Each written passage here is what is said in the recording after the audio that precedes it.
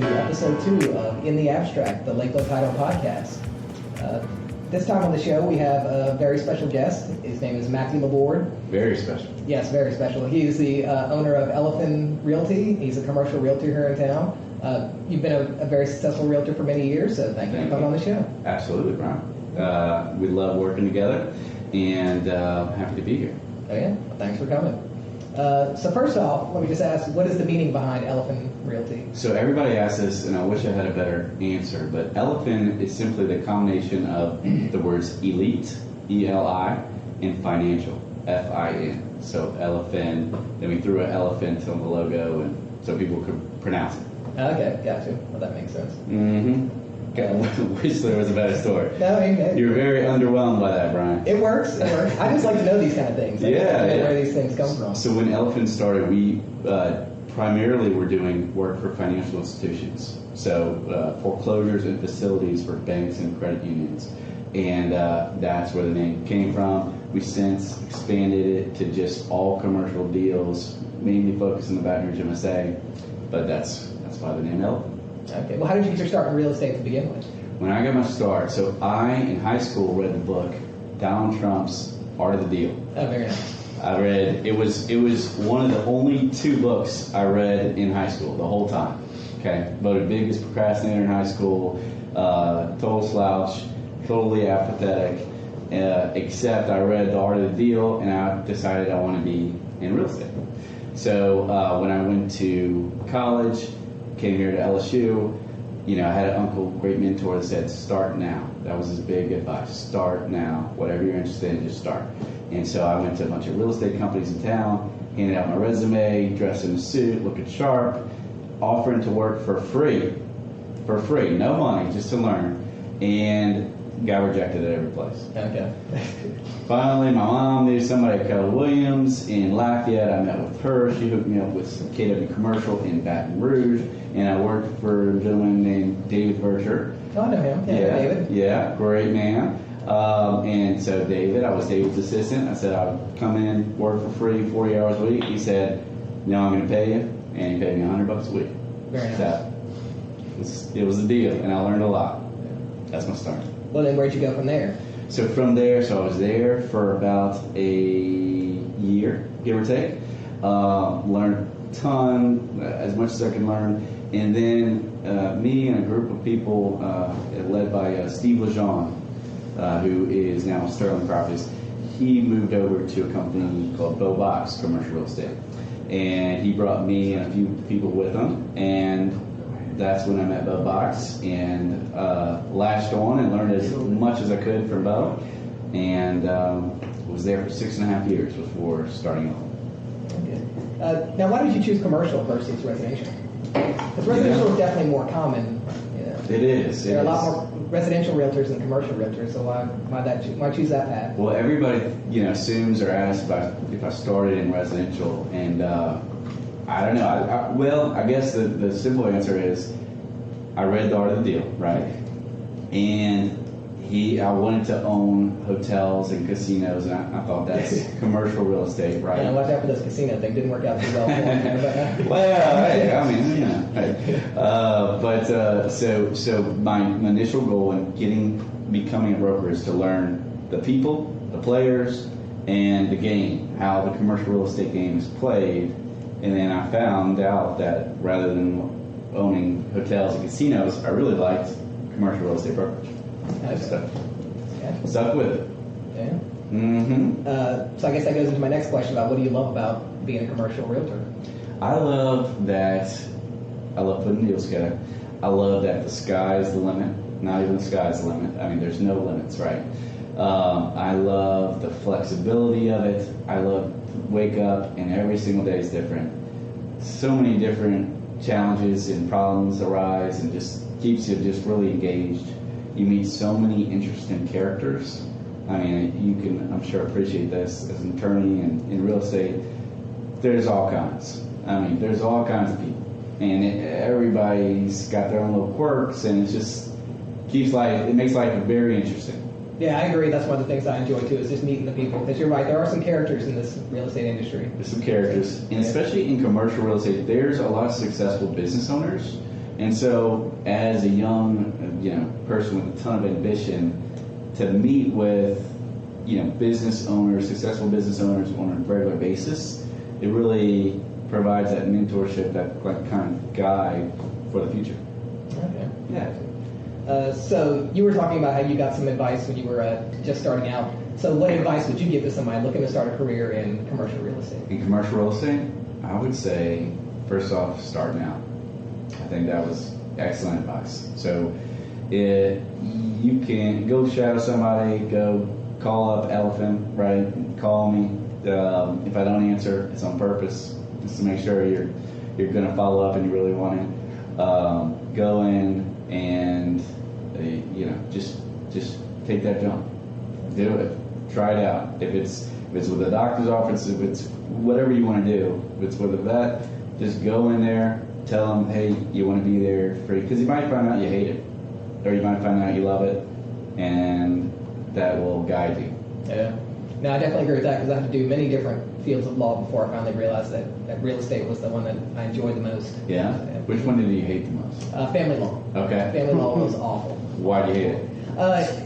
It got too emotional for me.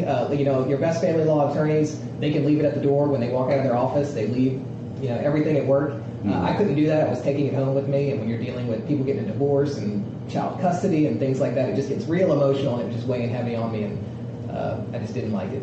And when people are fighting about their kids, you see this weird side of them that is just kind of awful. So yeah, Oh, so I just didn't like it. Yeah. That sounds heavy. Oh yeah. It sounds very heavy. And then criminal law is a little too much responsibility for me.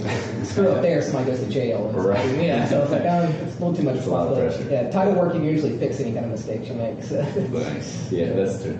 Yeah. That is very true. And so now for the hard question. Okay. What's one of the most difficult business decisions you've ever made, and was it the right decision? I think the most difficult business decision that I've ever made was probably starting out. It's not that I took a long time to make the decision. I had no intention of starting my own company. Certain things happened. Somebody brought me to lunch, right? I'm not thinking anything about starting a company, and told me that God told them to bring me to lunch and to tell me that I needed to start my own company. Yeah, really? And I was kind of taken aback, blew it off a little bit. Things happened a month later, and I was like, you know what? Maybe I'll do that. And then that was in July, and by October 31st of that year, was out with Elifin, right? So it didn't necessarily take a long time. A lot of people who were doing that, they take years, a year plus. But it was a difficult decision in that it was a test of confidence in yourself. And it was confidence in yourself, and it was really tested me. And for the first year, it was kind of like in the dark, and you're unsure of things and everything. But after that year mark, everything started to make sense. Started to really focus. Things started taking off, and ultimately, yes, it was the right decision. Yeah, it's kind of different when you have no kind of like parachute, when it's kind of thrown out there. It's all on you. Yeah, it's all on you. It's all on you. Of course, I have great help, amazing team, best people in the business. But if you fail, you're the one, you're the one everybody points to. Oh, yeah. Now I face the same kind of thing because the middle of this year I decided I'm just going to focus on doing real estate closings, and that's it. Yeah. I'm cutting out all my other lines of business. Love it. And it was very difficult. It's a hard thing to do because people are still calling you and saying, can you help me with this? And you want to because it's money, and so you want to take it, but you just got to say, no, it's taking me away from my one thing, which is doing closings, and so I can't have any distractions from my one thing. I love it. Yeah. Just be the best at what you're doing. Yeah. And you're amazing. Yeah. Thank you. Brian is amazing for everybody listening. I appreciate it. Thank you. On the ball. I do my best. So somebody comes to you and they're thinking about selling their commercial property. Yes. What kind of advice do you have for them? Let's do it with Elifin. Of course. Well, after that. Of course. After that. No. So if you want to sell your commercial property, it really is a question of, all right, what's the motivation, right? Why do you want to sell the property? What's driving it? And based off of that motivation, we develop a plan that makes the most sense. So I would say just make sure to as much extent as possible you keep up the property. You don't just in your mind let go of it already, let it deteriorate, don't take care of deferred maintenance, let tenants move out, because then you're taking a building that had a lot of value and you're letting that value get eroded away. And so before you get to that point to where it's too much, explore selling while the value is still in the upswing, still there, so that you're not, okay, everything's falling apart or has already fallen apart, and now you're trying to sell because you're not going to get the value out of it that you would have. Okay. And then what about the other end? What about somebody who comes to you and says, I want to buy a commercial property? Yeah. If they want to buy a commercial property, again, it goes down to motivation. So, we deal with operators of businesses. So maybe, you'd want to buy a commercial property for your next office building, right? Or you want to buy a commercial property as an investment. And there's different motivations there, and then there's different advice that comes with it. But generally speaking, start looking around, right, at the property. If you can either go to Elifin Realty's website to see like all the great deals, right, all the great deals in commercial real estate.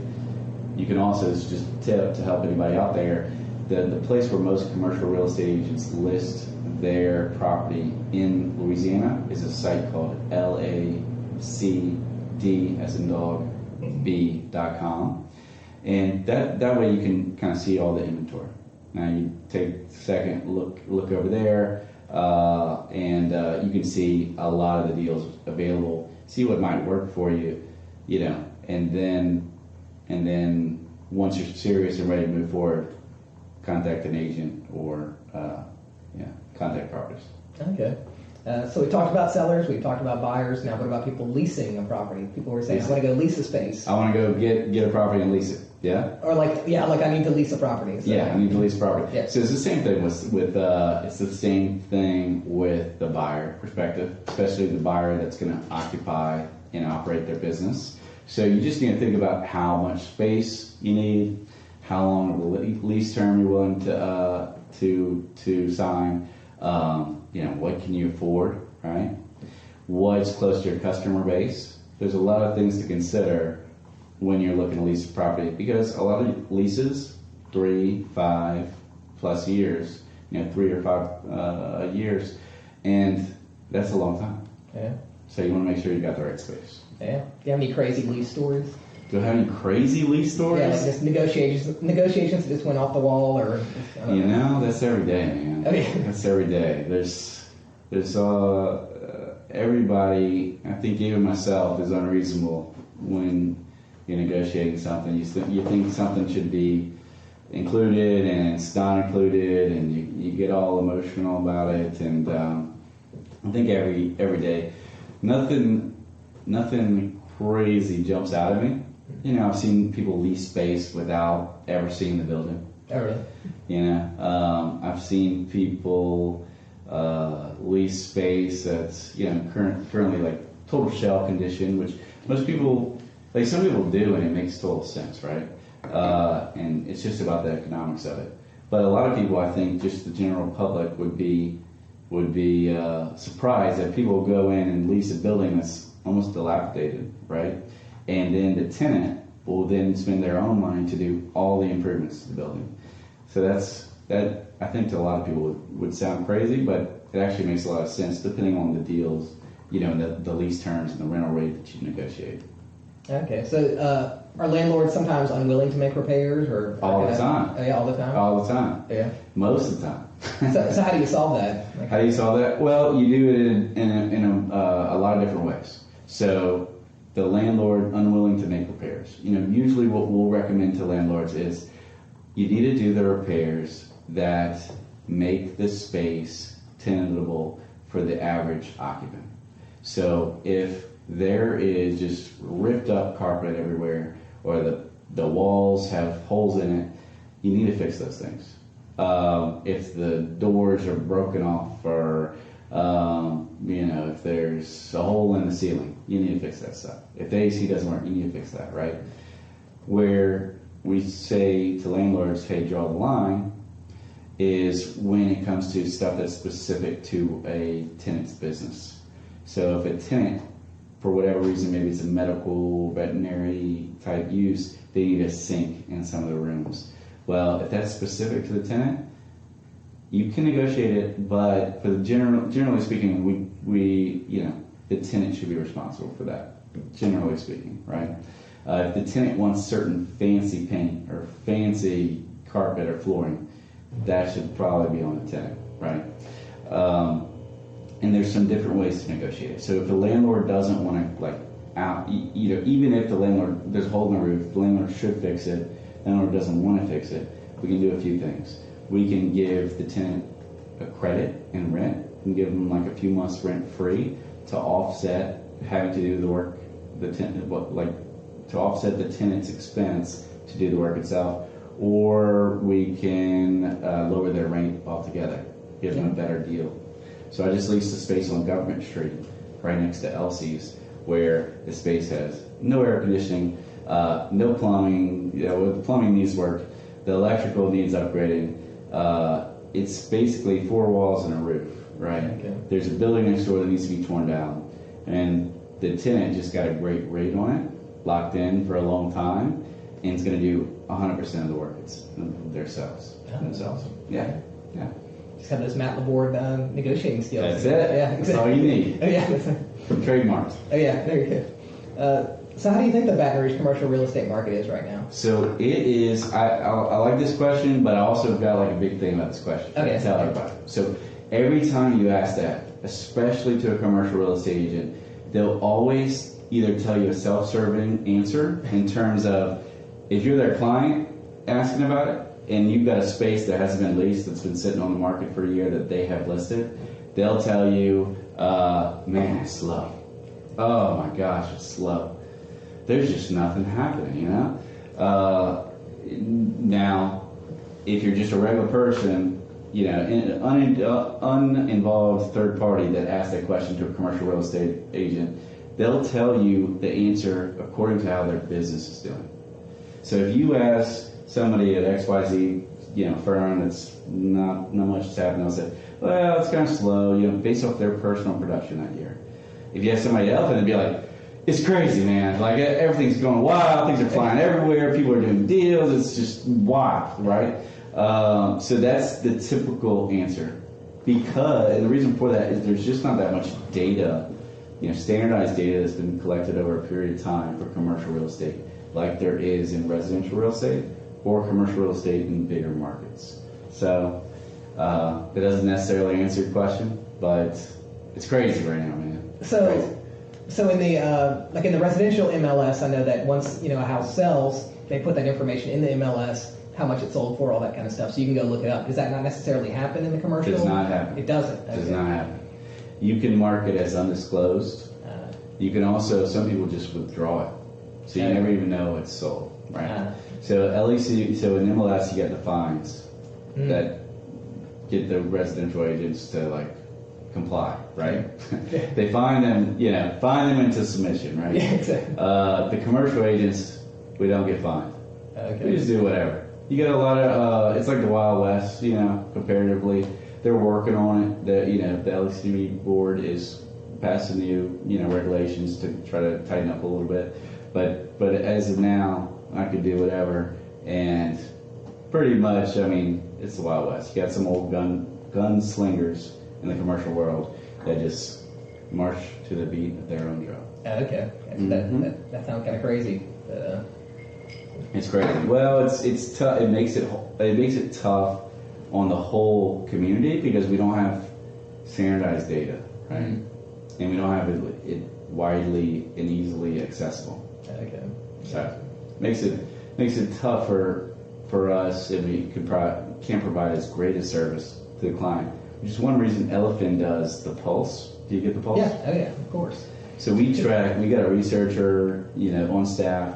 Director of research, amazing guy, Kayla Crawford, that goes through the sales every single week, pulls out all the commercial sales, puts it in a newsletter, and sends it out to our database of 10,000 people. And if you want to get subscribed on that that newsletter, right? Email the pulse@elifinrealty.com. We'll get you added to the list. Okay, awesome. I'm already on the list, but any of you listeners out there, you should definitely get on that list. It's a great email to get. And kind of speaking of that, I've noticed that your company and you personally, y'all really embrace kind of social media, because y'all are always doing kind of things about what y'all are doing when y'all go to those conventions. I always see your videos and things like that. So how did that happen? What's kind of the story behind that? As far as social media? Yeah, your embrace of social media. Well, we're millennials. Oh, yeah? Right, we're millennials. Oh, yeah. So how did that happen? We are the only millennial-run company in town, right? And one of the only ones in the state, and there's probably not that many on our size and scale, commercial real estate brokerages in the country that are like, you got a millennial kind of pulling deciding what ideas to follow, right? So obviously social media is where it's at, right? That's where the attention is. And as a student of Gary Vaynerchuk, I mean, we're going 100% in on content. We got 2 people videoing us right now. We're audio recording it. We're just 100% in being omnipresent. And how you do that through social media. Yeah. Have clients ever made a comment about it? Like, that's too much? Like, why are you always on? Like some of your older clients, maybe? I don't know. I guess not necessarily. I mean, they really say, "Hey, I'm calling you. I always see your stuff on LinkedIn. You're everywhere." Like, "Hey, you want to list on Bill? I just saw you sold this other property. I saw the post on LinkedIn." So it's never. Some people, I guess the competition probably maybe thinks it's a little bit too much, but I've never heard that from clients. Yeah, because I mean, it's a very different thing to do, because you don't see a lot of commercial, realtors doing that kind of stuff. They kind of stay in the background, and they're kind of quiet about what they do. Right. Because, I mean, but I guess that helps, because a lot of people I don't really know that many, commercial realtors just from seeing them out in public. So I guess it's a good thing that you're doing all that.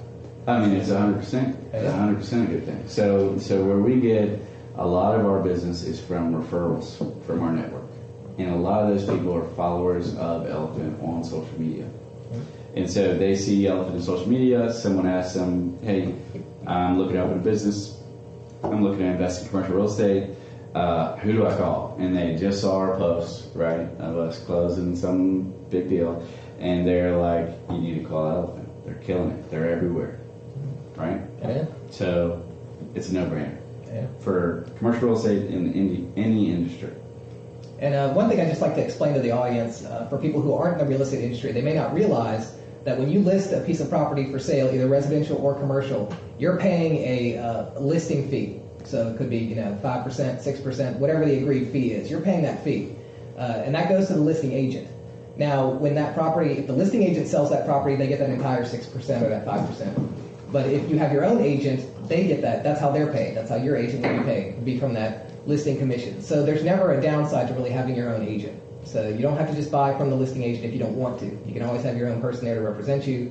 And if you're smart, you'll get Elifin to be that representation. If you're smart. If you're smart. But, you can go some other way and, proceed at your own risk. But, Appreciate that, Frank. Oh, yeah. And so lastly, I just wanted to ask, do you have any upcoming projects or listings you want to talk about? Any kind of thing you want to alert the public about? Yeah, we have so many projects. We've got a really cool development that I think is really special, and a lot of people are starting to catch on to it. But you know where Alexander's is on Highland Road by Old Perkins? We got this development called Highland Park Marketplace. Okay. So it's everything sort of behind there along Old Perkins. And we've got, there's different groups there. Oshner's about to open a urgent care clinic. Great River Bank's about to build a bank branch there. The pediatric place is going to build a clinic there. Paperwhite is a new company that's going to open up a stationery spot there. But we have, it's really like upscale retail development. It's kind of like Town Center, but in South Baton Rouge. Okay. We've got a lot of those same players, and I think that's a really special development that we're really proud to be a part of.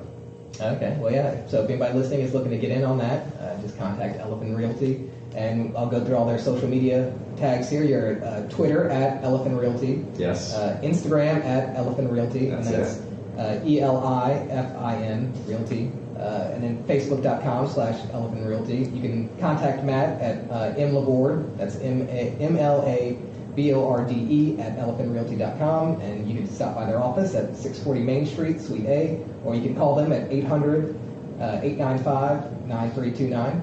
You forgot our TikTok. Oh, I didn't know y'all were doing that. Yeah. I don't know what it is, but we just got TikTok. So I don't really know what it is either. If you're on TikTok, if you're between the age of 5 and 11, go on TikTok, follow our TikTok page, Elifin Realty. Those 11-year-olds are renting a lot of commercial property. They are. So you gotta, that's the new way. Yeah, you got to get them young. Oh, yeah.